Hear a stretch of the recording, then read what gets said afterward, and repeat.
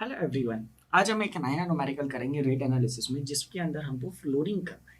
ये कुछ नया आया, प्लिंथ लेवल तक आ गए। हमने क्या करा, सबसे पहले अर्थवर्क एक्सकवेशन कर लिया, लाइन कंक्रीटिंग कर ली, फर्स्ट क्लास ब्रिक वर्क कर लिया, डीपीसी कर लिया। अब हमको क्या करना है, प्लिंथ लेवल पे फ्लोरिंग करना है।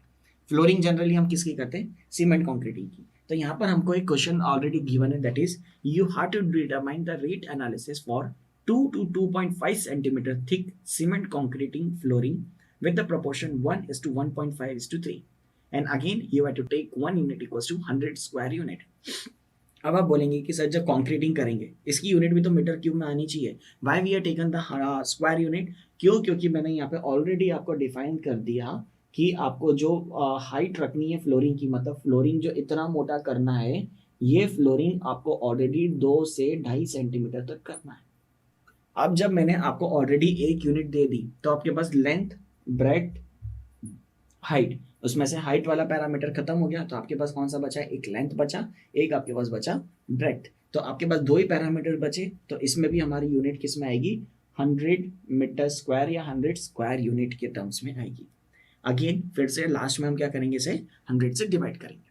तो चलिए न्यूमेरिकल स्टार्ट करते हैं। सबसे पहले अब आपको प्रोपोर्शन दे रखा है 1:1.5:3। ये आपको प्रोपोर्शन दे रखा है। ये प्रोपोर्शन किसका है, सीमेंट का, सैंड का, एग्रीगेट का। अब इसमें ये तीनों चीजें तो आ जाएगी, साथ ही साथ जब भी आप फ्लोरिंग करते हैं या जब भी आप छत भरते हैं तो उसमें थोड़ी सी कमी रह जाती है। क्यों? जब भी हम आरसीसी का काम करते हैं तो हम एकदम लेवल मैच नहीं करते हैं। क्यों नहीं मैच करते एकदम हाई एक्यूरेसी के साथ? क्यों? क्योंकि जब आप फ्लोरिंग कर रहे हैं, जब आप फ्लोर कंक्रीट से भर रहे हैं, तो आप क्या करते हैं, वो एक लेवल से उसको मार्क कर देते हैं, बट उसमें हो सकता है 1 mm का या 2 mm का या छोटा मोटा 5 mm तक का उसके अंदर गैप आ जाए, जहाँ पे हमारा मटेरियल फिल नहीं हुआ होगा। तो यहाँ पर क्या होगा, इस पर्टिकुलर केस में हमको सीमेंट एक्स्ट्रा लगेगी। फिर से सीमेंट हमको एक्स्ट्रा लगेगी। क्यों? क्योंकि हमको यहाँ पे क्या करना है, यहाँ पे हमको इसकी फिनिशिंग करनी है। इसकी फिनिशिंग करनी है, जो भी हमने उसकी फ्लोरिंग करी उसके लिए।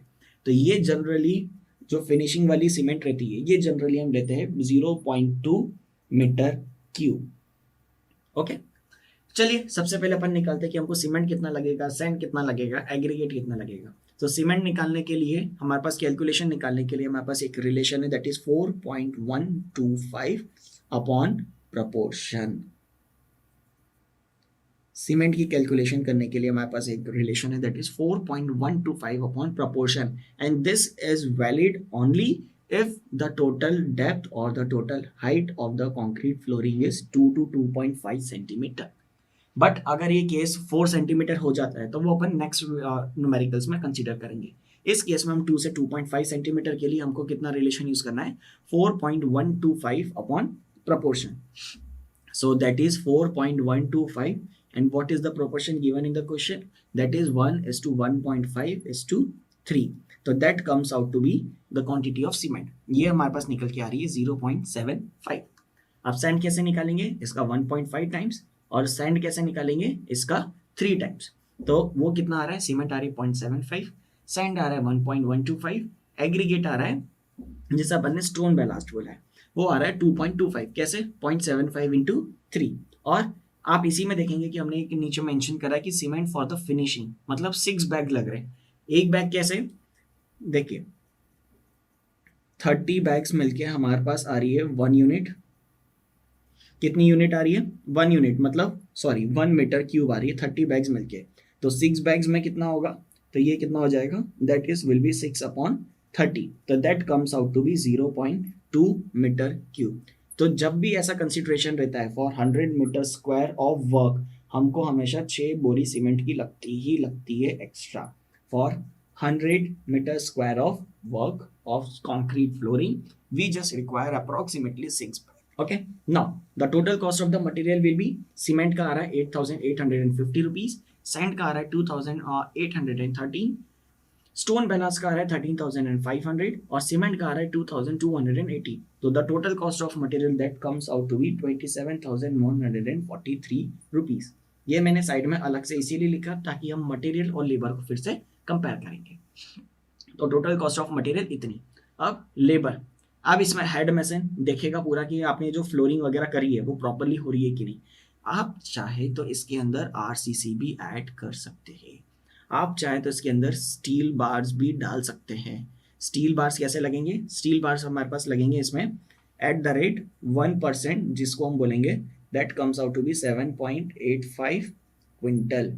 जब आप स्टील बार्स डालेंगे तो इसके अंदर आपके साथ बैंडिंग वायर भी लगेगा, और बैंडिंग वायर भी आप इसके अंदर डाल सकते हैं, that comes out to be 2.5 kg के अप्रॉक्स। क्योंकि कंक्रीट फ्लोरिंग में बहुत सी बार हमने देखा है कि रेनफोर्समेंट भी हम यूज करते हैं, तो आप चाहे तो ये पैरामीटर्स भी उसके अंदर ऐड कर सकते हैं। ओके, अब डिस्कस करते हैं लेबर। हेड मैसन है हमारे पास 1, मैसन हमने लिया है 10, मजदूर का इसमें इतना ज्यादा काम नहीं रहेगा तो हमने इसको कम कर दिया 5। अब बॉय और वुमेन के लिए हम 5-6 ले सकते हैं। बिस्टी हमने 2 लिया है, और स्काफ फोल्डिंग सनराइज लगेगा ही लगेगा। क्यों? क्योंकि हम किसके टर्म्स में बात कर रहे हैं? हम कंक्रीट के टर्म्स में बात कर रहे हैं, तो कंक्रीट में हमको हमेशा स्काफ फोल्डिंग लगेगा।